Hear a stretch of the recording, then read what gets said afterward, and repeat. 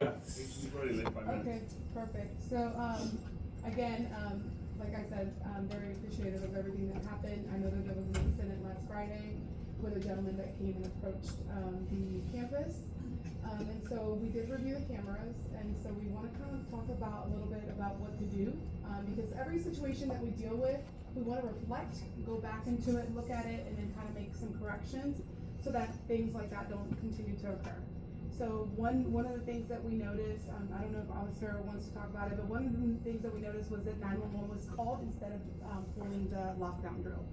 And so I know that we're a little bit hesitant on pulling the lockdown drill because last time it was a lockdown drill that was pulled, but it was because a fire alarm was going off, right? So, and we rather you pull the alarm rather than not pull the alarm. So I'm gonna let Officer Rodriguez talk a little bit about why is it important for us to do the lockdown drill in that case, and it's better to pull the lockdown drill again because it's the safest, and we'll talk about it why. Hello, I'm Officer Rodriguez. First off, thank you for everything y'all do. I have respect for everyone in this room because y'all clean after the kids, and the kids are horrible. I've seen the way they talk to y'all, and I understand because they talk to me the same way, but I'd rather y'all use the lockdown drill or lockdown button because it's not a drill. I'd rather y'all press lockdown in a situation like that just because another thing to remember, we follow a rule of thumb. All homeless carry something sharp.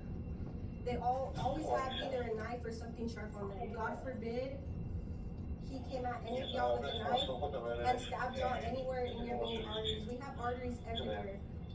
There's a body cam video I was gonna share with everybody so y'all could see that, but I wasn't able to get it because we've been kind of busy with other stuff here on campus today. What happened is an officer makes contact with this homeless thinking, oh, it's gonna be okay. The homeless actually does have a knife. He pulls it real quick and stabs the officer in his neck. You die within 3 to 5 seconds once you're stabbed in an artery.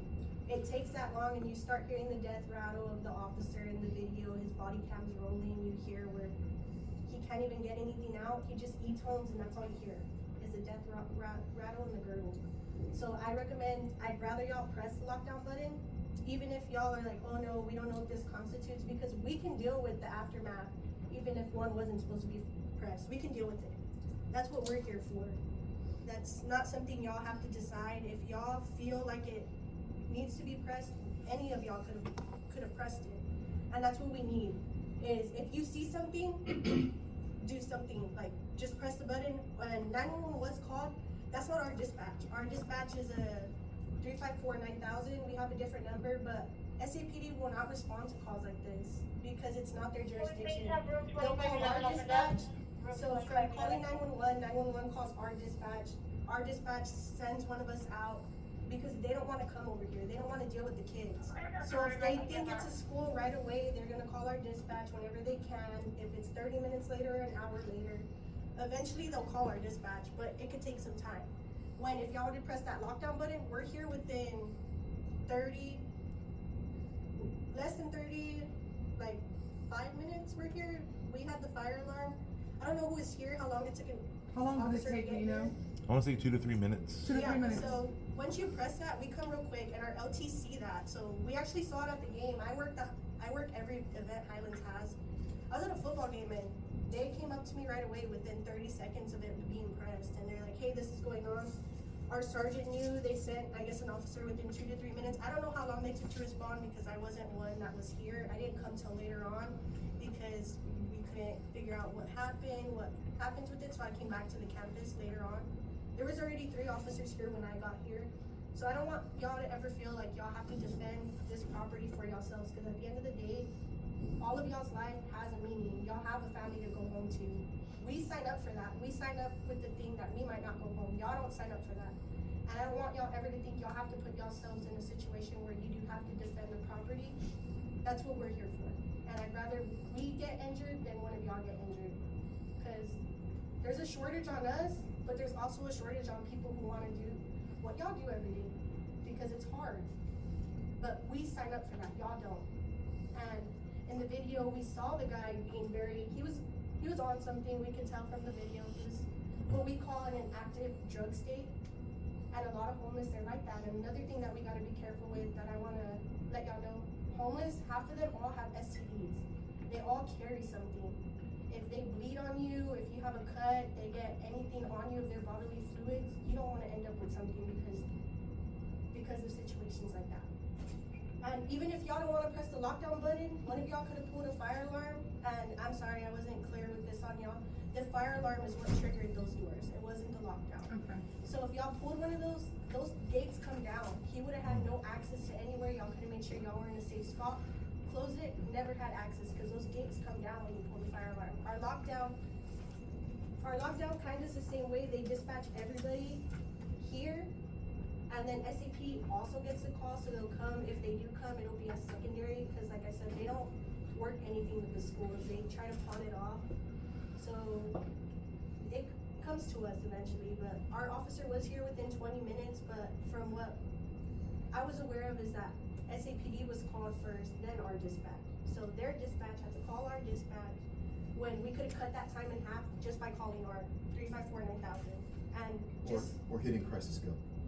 and just all you have to say on the phone is, I know y'all aren't trained on what to say, but just say what you see. Hey, this man, he looks like he's on something, he's banging something against the wall, he has a big thing in his hand that could be a weapon. We need somebody out here right away. We'll come code 3. And if not code 3, we come code 2, which is lights all the way with the horn in the middle. Or we come lights and sirens all the way because y'all are actively in danger. We saw that he broke the truck first, right away. As soon as y'all were able that he was on campus, just call somebody or press that button. We'd rather deal with it. Like if y'all call a lockdown and it's not a lockdown, we'll deal with it. Our lieutenant will come, have a meeting with them and tell them, look, this is what a lockdown constitutes, this is what not. We'd rather have that talk than God forbid one of y'all injured or hurt or end up killed because y'all didn't press something or call the right people. Cause SAPD won't come. Don't be afraid to pull that lockdown drill. I mean, pull it. Because the other part is that when crisis go is activated, it's sending an alert simultaneously to everyone else on staff. So while this was occurring in the cafeteria area, wants to say that somebody else, another staff member, Coach Contreras or someone else had exited the building from another point, unaware of what was happening in the cafeteria, and now there's a danger towards it, right? Whereas once crisis goes activated, everybody was aware. Ms. Jordan and I were both about 5 minutes out ourselves. We were, just recently leaving this campus. So right. Had we known, we would have had more support that night, and definitely had the conversation that was necessary. Another thing that we did notice was that the door was open while the gentleman was outside of the building. The door should never be opened. You see someone outside of the building banging on the doors, do not open that door. Keep your eye looking at the situation and visualizing, but also at the same time have someone else scope out where you guys gonna lock down. Where are you guys gonna find security for yourselves? Because first thing is that I don't care, like Officer Levine said, you shouldn't put your life in danger. That's not what we're here for. We're here to keep safety and do our job, go home and continue doing the life that we do, right? Outside of this campus. This is not everything for us. Although this is what we do every day, right? But our families are more important, our lives are more important. Do not open that door. And I'm gonna add to that. Trust your facilities too, and the status of your building. Your building was designed engineer-wise, scientifically to protect you and the kids. I was watching that video and I saw that guy go at those windows as hard as he could. And I was out there with Ben and it barely made a scratch on that window. There was no way he was gonna be able to physically get through that window. Trust your facilities, because once you open the door, you're basically allowing an opportunity for that intruder to come in, and if he incapacitates any one of you, takes your keys. Now we have a situation where a highly dangerous individual has access to the entire building, and then when the officers do have to come in to clear, they're having to clear areas and blind spots in this building, not knowing exactly where he is. Trust the building. It will protect you in the event of danger, but just stay inside. And then activate crisis go, so the cavalry's on the way. Okay, you activate crisis go, and then bunker down, help is on the way. You will have help there much faster than anything else. I know you guys feel sometimes like you have to take it into your own hands. You don't have to do that. Our primary goal for you is that you get home safe at night. Okay, especially late in the evening. We have individuals who should not be coming anywhere near the building, and then in this situation we have to come in. And actually this morning we had a situation where another individual was coming onto the campus that I then had confronted as well. Yeah, and another thing is the gate. Let's make sure that that gate is locked. What I would highly suggest is that once buses are done, is that we start locking that gate at night before. Yeah. So And then that, the sponsor, so that there's no more going back and forth. Because I think that that gentleman was able to come into our campus because that gate was open. I think, Showing so, being a head custodian at night, kind of bringing back the page a little bit. Yes, there was errors involved. One error was that the custodian opened the door, which should not be open. Yes, we saw the banging. Basically saw the banging. I had the object still hidden in the storage room, but being used for banging. But at the time of the order that was occurring, the individual was banging the coach's truck. Okay, he started with that. That was the first bang we heard. And myself, Stephanie was the first person to bring it to my attention about the individual that was outside that looked suspicious, because she was dumping her trash. She confronted me, she told me. No more than 3 seconds later, I was on my way out to check out the scenery. That's when the banging occurred. So we kind of like just ducked. We thought it was shots. That's how loud it was. But needless to say that that person was already banging that vehicle already, and made his way on the video, made his way around the corner to the glass double doors. While walking through there, he was banging the doors. And yes, I felt safe to a point, but that object had a metal device on it at the end. Right. Okay, so it's one of those old school sawhorses with the metal ends on it. So I've seen Buddhists go through some areas here before. That's a bullet. Library, front office. Okay. This object, yeah, you have to pound it like, just pound it with some kind of force tension, right? Not muscle's gonna do it. I don't think would have done it. Especially a kid that size. He was slinky, tall, about 160 pounds or so. So, but the error was the door was open. And that error was addressed to the individual afterwards. And then I addressed it to my staff. The same way y'all are addressing it right now. So I addressed everything that y'all have mentioned. I addressed to them about checking the doors when you enter or exit. No matter what time of the day it is, an operation day, you check your doors in or out. I've always said that for those who've been here with me long enough. I've always said that. When you exit the door, what's 5 seconds?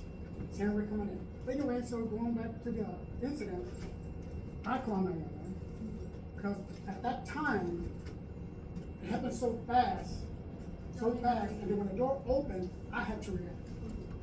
My reaction is to help the individual, my coworker, if he was in a situation of being harmed.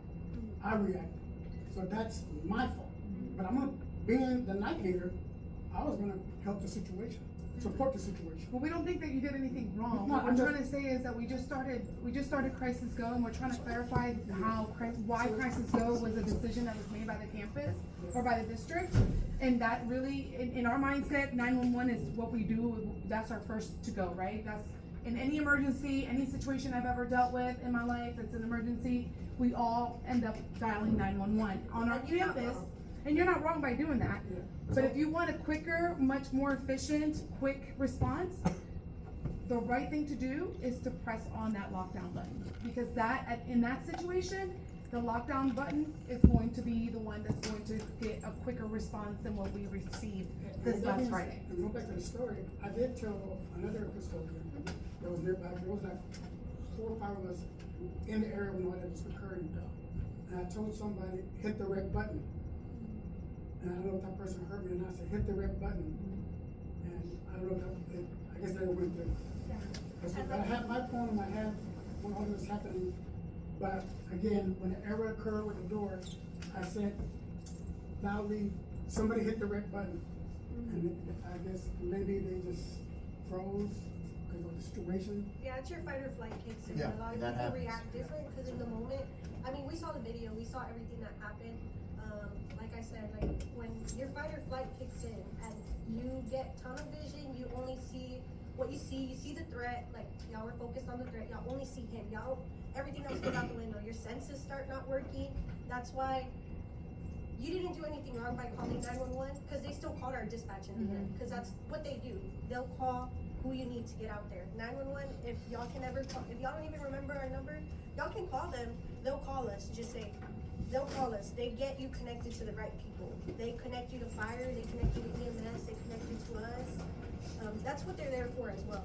But y'all could have hit the lockdown button, or even then, pull the fire alarm. Those gates come down. They come down, and y'all will be secure where y'all are. Even if that individual gets in, he won't be able to get to y'all because those gates, they come down, and you can't open them until we fix the alarm or fire comes out and fire does whatever they have to do. And even then, you pull that alarm, fire's en route also with us. They dispatch us and fire and SAPD. You'll get the response. I just hate the fact that y'all dealt with this and y'all were faced with an individual like that, because we've dealt with individuals like that. We know how to handle them. Y'all don't. Y'all's adrenaline kicks in. Y'all get the fight or flight. And that's one thing that I want y'all to know. That's why we're here. We're here to make sure y'all feel safe. If y'all start wanting an officer when y'all leave, call our dispatch. They can have an officer pass by whenever y'all are going in y'all's cars. Yeah. It's whatever to make y'all feel safer. I know we're only here during the day. We have our own overtime. We go other places, but we have B shift and C shift that are here. Our facilities are 365. You can call and say, hey, we're about to leave, it's 11 o'clock, I want you guys to do a little Y'all see round. something suspicious, you can call it in. Y'all see anything that y'all don't think's right, call it in. And that's what we're here for. We're here to investigate that. That's why we're Maybe we can get a sticker that has this phone number to SAPD, SAISD Police Department, so they can add it to their IDs on the back side, or do you guys have that already? And does everybody have access to your crisis go out? Yes. Does everybody have it on your phone? They should. We all did it together. Everybody should have a DOS number, right? Yeah. Have DOS number? Yes. Everybody has that number. And if not, 911. Or just pull Oh it yeah, you down. can pull the fire alarm too. We can cancel fire, that's what we're here for. If they show up, they can help. That's That's right. what we see it. But yes, again, I don't want you guys to feel like this is disciplining anyone. This is more about reflecting on the situation and always looking back on how we can do better. Does that make sense? And how we can protect. It's not to call any individual out or this is more about safety and to ensure that we're doing the right thing. Okay? Any questions? Yes, ma'am. The only reason we park in the back now is because when we park in the front, one of the custodians, her car, the back window got broken Shattered. into, yeah. And because of that, it's a safety issue with our vehicles now. Absolutely. Because there's no light past that first row, so now we're like, well, our vehicles are in jeopardy every time we come to work. So we park there, and then the last person that leaves the back locks the door. That's why it's not locked until we all leave. So maybe locking it, or the last person that comes in, with their car, locks it, when you move your cars into the facility, and then the last person that leaves locks it, and just communicate with one another. So that way we don't have the issue that we just had. You're trying to protect your car, and now we have an individual coming through the back. You know, so we still need to continue to try to figure things out and try to make it better for you guys. Not as only well. that, Santana, I mean, what she was saying, it's true. Nobody, if you go through the middle part, nobody's gonna know who is there. Right, You see what I'm saying? Cause Absolutely. it's too dark. I know. I mean, you or anybody can be walking through and then all of a sudden somebody comes from the dark side and hits you. What are you gonna do? Well, we agree with you parking in the back in the courtyard and being safe and choosing to put your cars there. That's not a problem with our campus. We've never had an issue with you parking back there. We just wanna make sure that we're safe, right? And so that those doors are locked. We're also gonna be talking to our athletics, because they do let, parking back there with other staff, with other parents and stuff like that. At this point, we're locking those back gates. They're not allowed to do that anymore. I mean, there's incidents that are happening and it's getting worse and worse, and we don't want our campus to be unsafe. And so, Wouldn't you think that that boy who came through, okay, could have jumped the fence, could have came through the park, jumped the Absolutely. fence, He you know, walked through and the then gate, through, you know what but I'm he saying? did walk through the gate. The only thing is with that is if we do our part, as far as closing the gate, because at the end of the day, the district comes and does their walkthrough, their drive-throughs, and they check to make sure that all gates are locked Mhm. at all times. The gates must be locked. That's not a public parking. That is only for buses to drop off and for services to come to the back. But otherwise, that back gate is not for anyone just to go through freely through it. And so we need to keep it locked. If that person breaks that barrier, then it's not on us. Right. He chose to break that barrier by jumping over the fence. Mhm. But at least there's a fence there that we've done everything that we can do on our behalf to make sure that our campus is safe. If you leave it unopened, then you're hurting other people in the midst of making that decision and not locking it up at the end of the day. So So we're just in gonna the close past, it? we've been locking that gate about 5:15, Yeah. during daylight savings time. Now that's changed, it's probably the same time before this nightfall. Mhm. But, like you said, we get activity going on in the back, and they tell us, or a certain custodian sometimes, because he's the one who's the last one to leave, Mhm. hey, we'll lock it up, blah, blah, blah, and they don't. Don't listen to them. You lock it yourself. You lock it yourself. You make sure that you lock it. If they don't lock it, they are held responsible. Look what happened in Uvalde. Everyone was on camera.